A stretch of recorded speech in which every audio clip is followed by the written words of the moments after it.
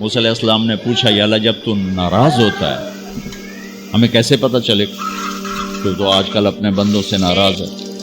تو اللہ تعالیٰ نے فرمایا جب میں ناراض ہوتا ہوں حکومت بے وقوفوں کو دیتا ہوں، اجعل الملک فی صفہائہ، حکومت بے وقوفوں کو دیتا ہوں، والمال فی بخلائہم، اور پیسہ بخیلوں کو دیتا ہوں جو صرف گن گن کے خوش ہوتے رہیں،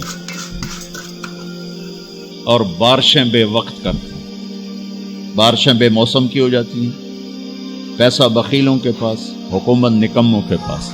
کہ اللہ جب تو راضی ہوتا ہے تو اس کی کیا نشانی؟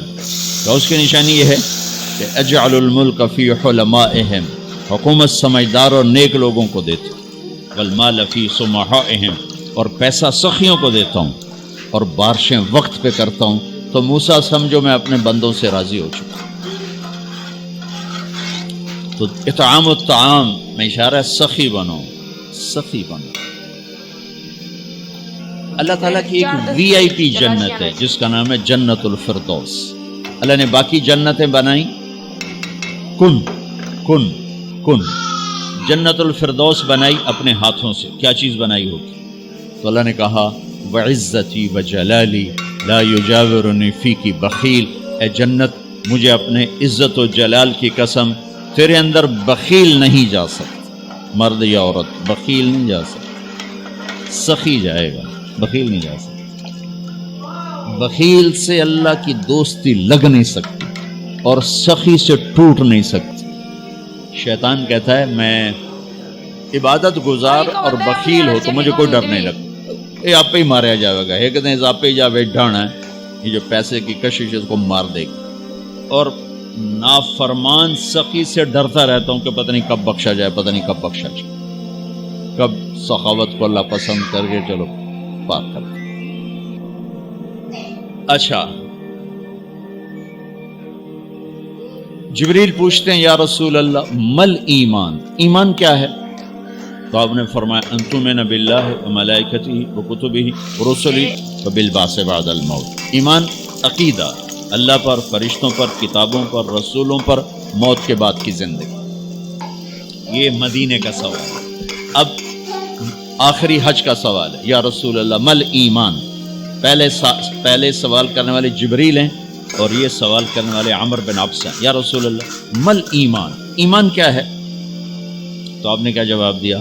الصبر والسماح، الصبر والسماح۔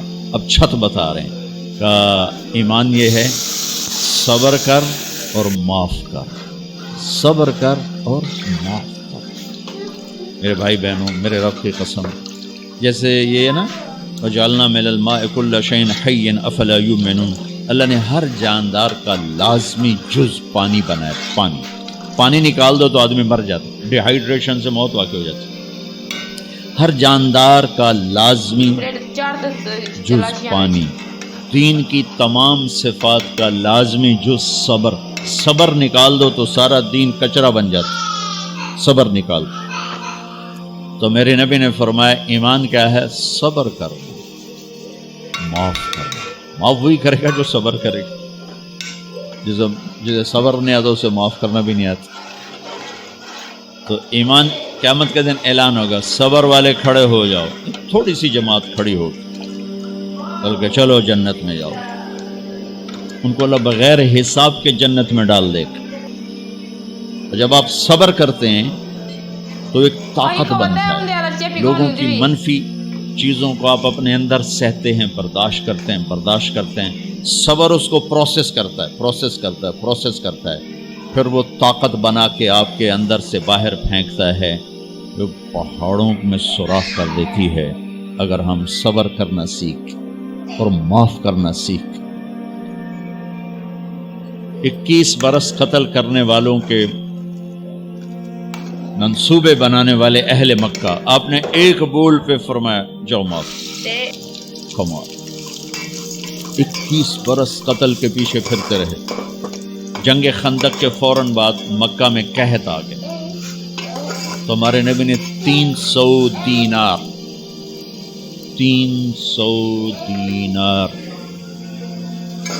تو 10-15 لاکھ روپیہ بنتا ہے. آپ نے مکے میں ابو سفیان کو بھجوایا جو جنگ خندق کا سالار بن کے آیا. آپ نے کہا مکے والوں میں کہتے ان کو کھانے کھلاؤ میری طرف سے. تو ابو سفیان کہنے لگے واہ محمد تیرے قربان جاؤں، ہم تجھے قتل کرنے کے پیچھے پھر رہے ہیں تو ہمیں کھانے کھلاتا پھرتا ہے. کہ میرے نبی کے اخلاق، میرا نبی کو معاف کرنا. آپ سوئے ہوئے ہیں، آپ کی تلوار اٹھا کر ایک بدو نے آپ کے پسلی میں ماری، آپ اٹھ کے بیٹھ گئے. تو کہنے کا کون بچائے گا، یعنی میں تیار ہو جا. تو آپ نے کہا اللہ. آپ نے کہا اللہ، تو اس کا ہاتھ کانپا اور تلوار گر گئی. تب آپ نے اٹھا لی، آپ نے ایسے سیدھی کی، اب تو بچا، تو بتا تجھے کون بچائے. تو کہنے لگا میں تو ہی بچاؤنا ہے اور کہیں بچاؤنا. تو آپ نے کہا کلمہ پڑھتے ہو؟ کہنے لگا نہیں پڑھتا. اب تو آپ اس کی گردن اڑوا دے، یہ خود ہی اڑا دیتے. وہ کہہ رہا میں کلمہ نہیں پڑھتا ہوں. قتل کے ارادے سے آنا ہی اس کے قتل کے لیے کافی تھا. آپ نے فرمایا کلمہ پڑھتے ہو؟ کہنے لگا نہیں. آپ نے کہا جاؤ معاف، جاؤ معاف. صحابہ کے سامنے جاؤ معاف. انسان اور خطا لازمی ہے، اگر معاف کرنا نہ سیکھا تو ہم خود ہی دکھی ہو کے رہ جائیں. لوگوں کے زخم بھلا دو، اللہ پہ ڈال دو، اللہ صلہ دے گا، زندگی پرسکون ہو جائے گی. دیکھو ہم اپنے یہ کرتے پر داغ نہیں لگنے دیتے، اپنے بس سے داغ. کھانا کھانے بیٹھو نیپکن، یہ دیکھو ابھی نیپکن پڑے ہوئے ہیں، رکھو اگو رکھو توڑے چولے تو کوئی سالن نہ ڈھے پاوے. ٹھیک یہ تو پھر بھی دھل جائے گا، لیکن یہاں داغ لگا کبھی نفرت کا، کبھی غصے کا، کبھی انتقام کا، کبھی حسد کا، کبھی بغض کا، کبھی کینے کا. انسان سب سے زیادہ اپنی ذات سے محبت کرتا ہے. یہ معمولی سے کپڑے کو داغ سے بچاتے ہو، جو سب سے قیمتی چیز ہے دل جو بادشاہ ہے، اسے بھی تو صاف ستھرا رکھو. جیسے ہم لاکھ زور لگا لیں، ہم کپڑے کو میل سے نہیں بچا سکتے. لاکھ زور لگا لو، لوگوں کے منفی رویے آپ کو توڑے بغیر نہیں چھوڑیں گے. لہذا کیا کرو، نبی والا معاف کرو، معاف کرو، دل کو صاف کرو، دل کو صاف کرو، دل کو صاف کرو، صبر کرو، معاف کرو. میرے نبی نے فرمایا، میرے بیٹے انس ایک بہت بڑی سنت بتاؤں، بہت بڑی سنت. داڑھی سنت ہے، پگڑی سنت ہے، سفید لباس سنت ہے. بہت بڑے کا لفظ مجھے یہیں یاد ہے، ہو سکتا ہے کہیں اور بھی ہو.